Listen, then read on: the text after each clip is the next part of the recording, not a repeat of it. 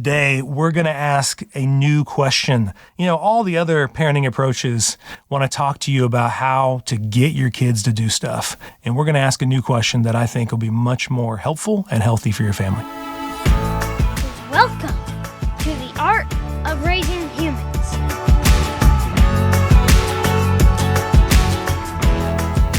Hello and welcome to episode 64 of The Art of Raising Humans. I'm Kyle. And I'm Sarah. And I hope your 2023 is off to a great start.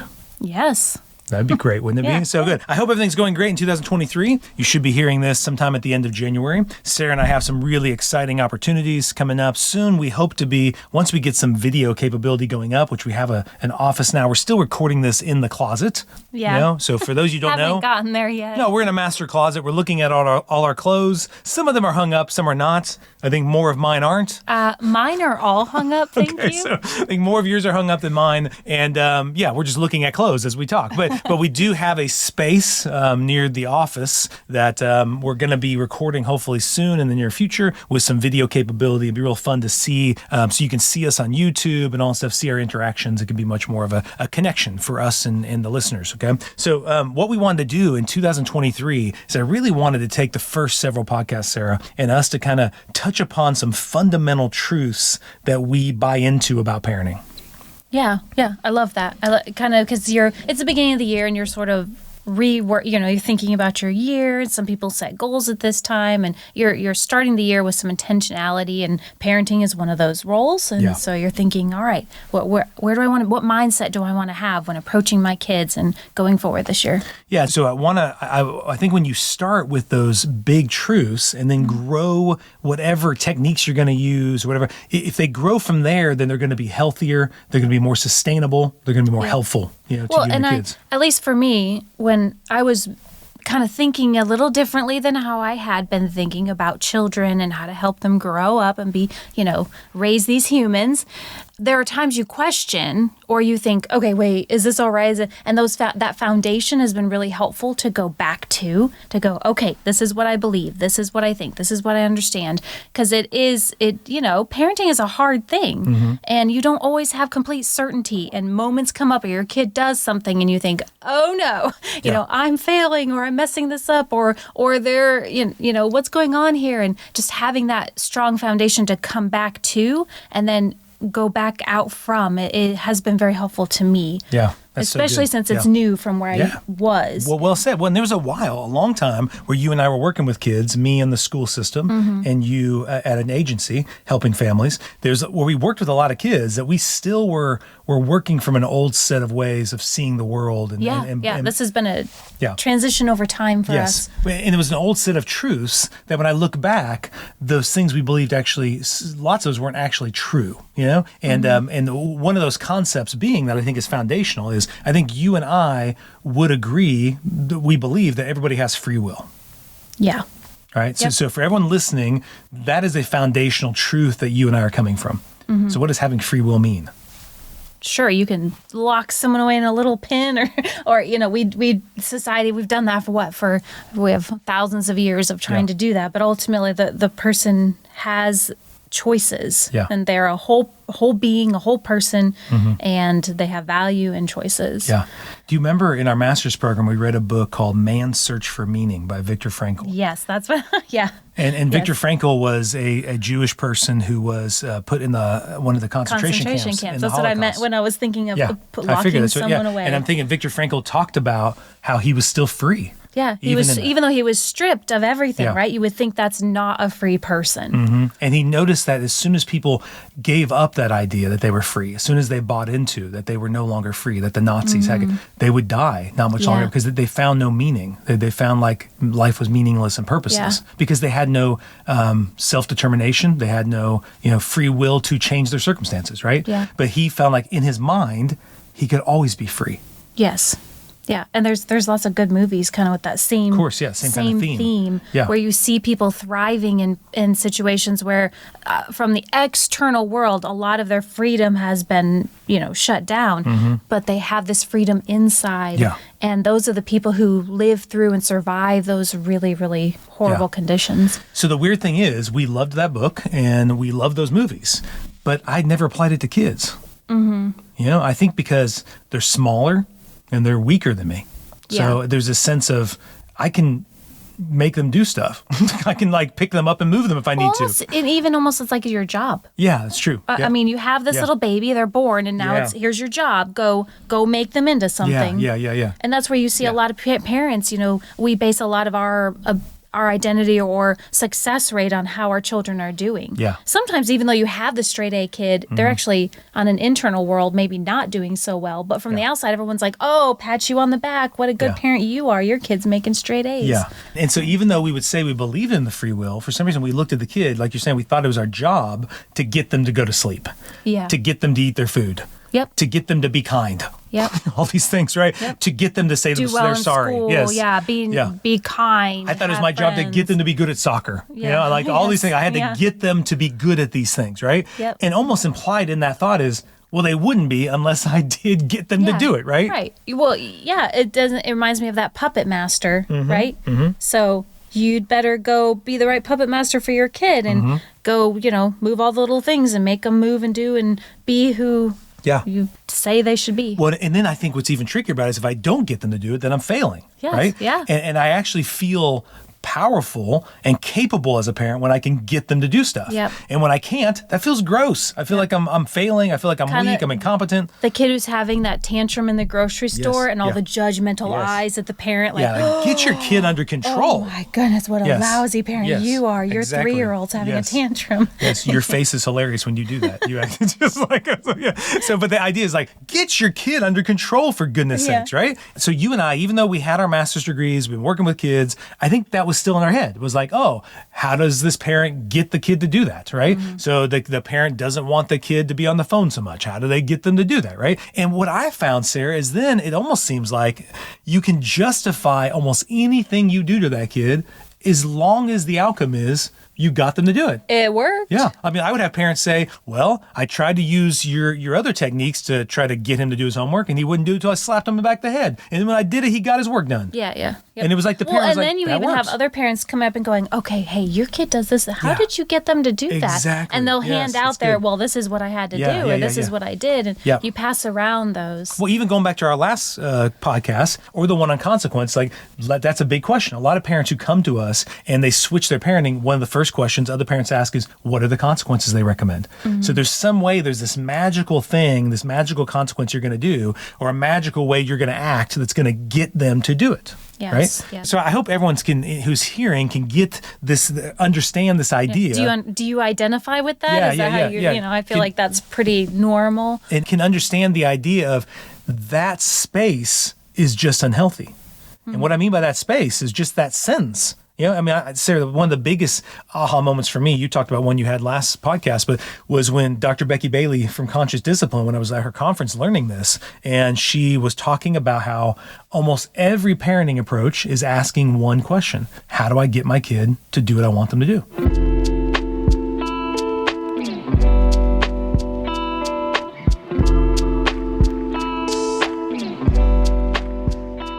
And so they're all coming up with books. They're doing conferences. Videos, Yes. courses, trainings, so many we've attended. Yes, I hope we don't We've disappoint explored people. them. Hope we don't disappoint people when we do these upcoming conferences at these churches and schools. But we're not trying to teach you how to get them to do anything, because it really isn't about getting them to do something. Because even if that's quote unquote successful or it works, it's not working because it's not understanding the fundamental truth that you can't get your kid to do anything.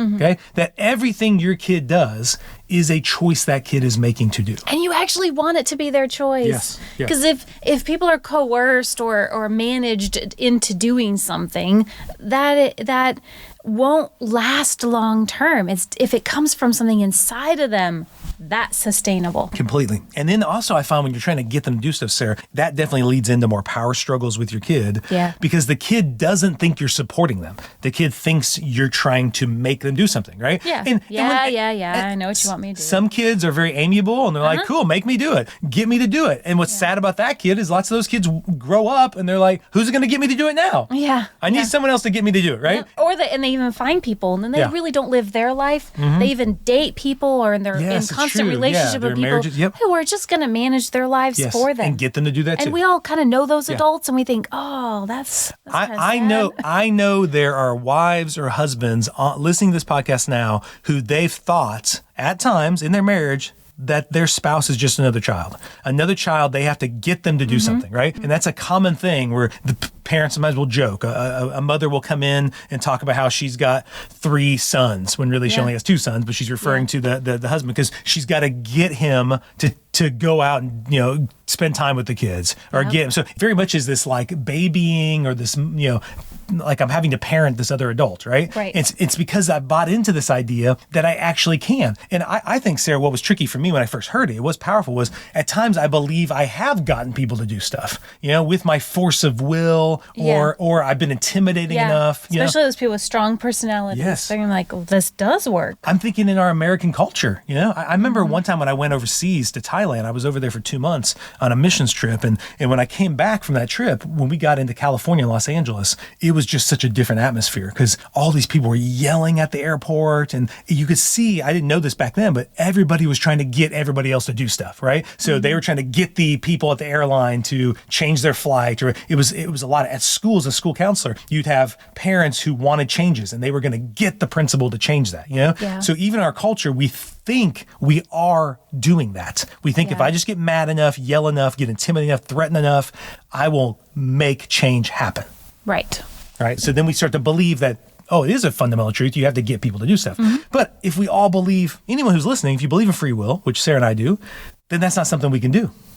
So when it comes to raising kids who understand that they are free, I mean, imagine this, listeners, if you could, by the time they're 18, if they understood how to use that freedom in a healthy way, in a way that brought about more goodness to the world, in a way in which that helped people instead of hurt them, we'd have a really great world. Yeah. Right? If they owned their freedom and actually had their teenage years especially were spent learning about their the their power freedom. they have. Yeah. Their choices, what happens, and just by the time they launch out into the world, they would feel confident and have the skills to manage it. Yeah. And, still learning, but just coming from a very different place than it's all been managed for them and you're free. Well, and sometimes I find lots of these kids buy into the only power they have, the only way they can use their freedom is to do bad things. Because up until then, everything they were quote unquote made to do or the parents got them to do was the good stuff the parents wanted them to do. So the only way to actually do their own thing, I know we've talked about, we may do a whole podcast on Matilda, but in the thing there, like they think in order to be free, they have to be naughty. And you don't want your kids thinking that. You want them to know that they are just as free to hug their brother or sister as they are to hit them. And you want to raise kids who inevitably choose to hug them more than they do hit them. Yeah. And not because they were told to. Yeah. You want kids who inevitably choose to apologize and repair when they've hurt or broken relationship than kids who are made to. Yeah. Who resent it. Who, you've all been there when you made your, quote unquote, made your kid, apologize. Then there's like, did they really mean it? Were they really sincere enough? Well, think back when you were a kid. Yes. Oh, say sorry, give each other a hug, or if you were ever in that situation as a kid, I mean, Yeah. What did you feel inside? Yes. Go back to those memories and just think, I remember, now you're saying this, I remember when my dad used to spank us, my brother told me, about like when I was 11 or 12, my brother figured out this cool little trick that when my dad was trying to make us feel bad for what we had done, whatever he deemed wrong, just put my wallet in my back pocket and think of something funny. And like the stupidest things would happen. Like sometimes I would start laughing as he spanked me because I would be thinking of something funny. And then I would get spanked more because I thought it was funny, And it was like this whole thing, like, you don't feel bad enough, Yeah. I'm going to get you to feel bad by telling you what you did was bad, by treating you badly, and then eventually you're going to become good. All these things, right? And so feel bad enough about yourself that you'll become a good person. And I would say that's the wrong, not only is the question, how do I get my child to do ... but the big question is, how do I get my child to grow up and be a good person? Yes. You can't do that. right? You can't get them to do that. So Yeah. inevitably, you want your kid to choose. You're just not that powerful. Yes. You don't have that much Yes. control. Yes. Sorry, break it to us all. So I loved it where I want the listeners to kind of think about this. This was is Becky Bailey talks about how that's the question almost all parenting approaches are trying to answer. We're trying to answer a different question. So anytime people ask us questions about how to handle a certain behavior, what to do with their kid in this situation is, I'm going back to this question. Instead of how do I get my kid to do X, Y, and Z, it's how do I help my child be more likely to choose X, Y, and Z. Take a moment and let that sit.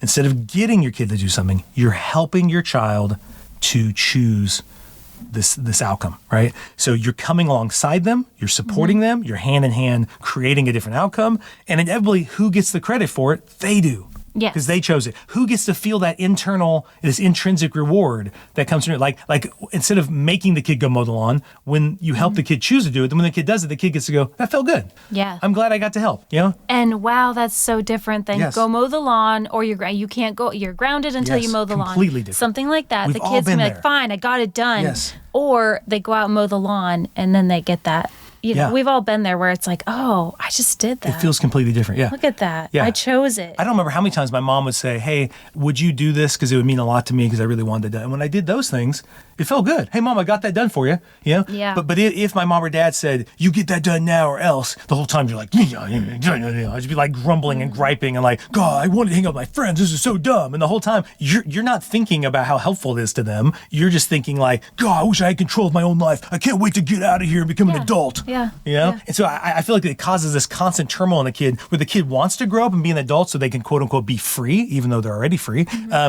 But they're also scared to death to grow up and be an adult because then they're going to be free and they know no one's going to be able to guide them to make good choices, Yep. And so that's the conundrum the kid has.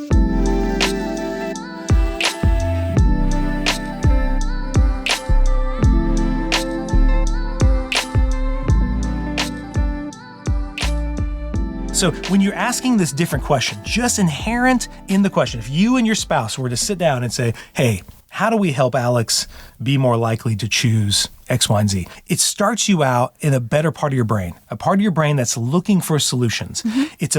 It's focused on teaching, it's focused on learning, and it's focused on guiding. And it's creative. You're Yes, actually yeah. able to see a lot more options from that part of your brain. You'll come up with things that you wouldn't otherwise come up with to support your child. Yeah, you're going to be more curious. You're going to ask curious questions, and you're not focused on trying to stop them. You're focused on trying to help them. You know?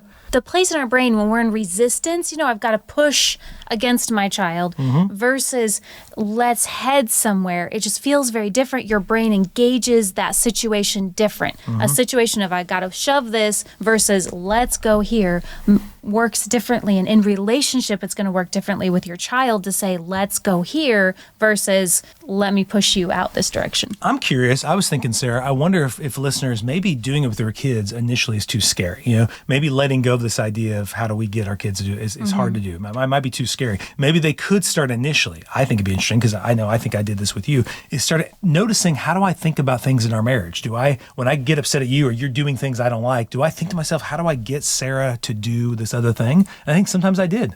How do I get, I need to have a serious talk with her, or I'm going to tell her how much I dislike that. And I'm going to say it in a really rough way. And I hope that will make Sarah then not want to do that anymore, right? Instead of saying, how do I help Sarah be more likely to choose this other outcome? I feel like I'm going to come at you less upset, less mean. I'm going to come at you like we're partners in this. I'm coming at the belief that you care about what I want, instead of I need to make you care about what I want. Yeah. You honestly probably betting on the relationship, asking me to do it. Or you'd come and say, hey, this would mean a lot to me. Could you do this and this? And then also you'd be open to me saying, oh, I just don't do it because of this and this. And then we could get to that place together. Yeah. So I'm curious if you as a listener, how do you think of that question in regards to your marriage or your friendships? Is it only with your kids that you think you can get them to do stuff or make them do things or think that's the goal? In those other relationships, are you doing that too? Or do you not ask that same question? I mean, do you assume that your friend has free will or that your spouse has free will? So you've got to be a little more creative. You know, you got to be more curious, right? I loved how you said that. Like when I'm thinking about how to motivate or change something between us, I've got to be a little more creative on how I approach it. I got to be more intentional. Yeah. I can't just fly off the handle and think that's going to help, right? Yeah. And same with friends. When I have flown off the handle with friends, it didn't cause any resolution to come about. You know, at best, if change happens, like let's say I got mad at Sarah and I got really upset at you, and then you did change it. I'm taking responsibility for that change. Yeah. You're just doing it so I won't get mad. And exactly. I was going to say, it's different. I'm not really like, I'm choosing it, but I'm kind of being coerced into it. That just feels different. I'm not really going to own that choice. Same thing, I mean, maybe if you're wanting to try something like this with your kid, pick something smaller. Yes, great. Pick something where you're okay with how that goes, not some big ticket item, but if it's something like, cleaning their room or making their bed or something, talk about it, let them kind of choose it, but you need to be in a space where you're going to be okay with the direction that they go. Well, I know, let's use the cleaning the room thing. That's a good one. So with our oldest, at times cleaning the room has been difficult, right? So when I looked at this question. She doesn't love it. So we think it's important, and we think it's important for her, and we want her not to do it for us, but to do it because it does feel good inside her, right? Right. Well, and the life skill of taking care of your space. Yes, totally. It's important. It's important. So that's an expectation we have, that our kids will take care of their rooms, right? And so one way we did that to say, how could I help her be more likely to choose it, is we sat down and talked about it, and she said it's overwhelming when things build up over time. Right. And like, that was true. I loved that conversation because we actually got to hear what the barriers were to her accomplishing that goal. She would see it, and it looked like a gigantic mountain. It wasn't just like put some clothes on. And honestly, I would go in and think, this isn't bad. I know. It can be done in 10 minutes. I know. But to her, it was gigantic. Yeah. So to know that difference, I thought I was asking a 10-minute job. She thought, this is impossible. Yes. So we asked her, we said, do you think if daily we just were intentional for the next 30 days or so to check with you on your room and to help you do that, and we just put things away? So we'll do a big clean this weekend, and then we'll put it on the calendar every night at what time? And we agreed at 8 o'clock. 8 o'clock, we'll put it on there. She recently... She created a lot of that. She created an alert for herself. To do that. And then she was saying like, hey, come up to my room now. I want you to see it. Yes. So it was really cool to see her get excited about it. Yes. And then recently we had erased that because she'd been doing so great at it, but then you could see the room was getting all messy again, right? And the holidays kind of there was some extra stuff going on. So then I reminded her, and she quickly was like, yeah, let's go back to that alarm thing. Let's do that again. Let's do that every night. And then it's been fun to see her doing that again, where she's telling me, come up and see my room. It looks clean. And she's actually doing it with a lot less support than she used to. Yep. And you can see her feeling so good about it for herself. Well, do you remember when she was even really little, when we would get mad about it, she got really good at hiding it. Remember, she would just stuff crap. And of course, everybody listened. We've all done that. Yeah. We've all hidden stuff when our parents are going to come. She was really good at it. Yes, and so we'd be like, I would go looking at, oh my gosh, what is under your bed? And it'd be all these clothes. And it normally would happen because she'd be like, I have no clothes to wear. I'd be like, what? Where are your clothes? And so that's a situation where we were trying to get her to clean her room. And then we insisted, how can we help her be more likely to choose it? Okay. So this works for the little things like that to the big things when it comes to technology, when it comes to all that stuff. Is I would just love for you as a parent to stop for a minute and think about this, that what you're wanting to do is you're wanting them to learn the skill on how to do that thing you're asking them to do. So when you ask this question, it teaches your kid a skill that's going to help them the rest of their lives. And even just asking that question is giving them a skill. It's rather than them trying to like get themselves to do stuff. So even in their own head, I know we do this as adults too. We're like, I'm going to beat myself up. I got to yell at myself. I got to shame myself to where I finally go exercise regularly. I finally eat better. I know lots of you listening are dealing with that.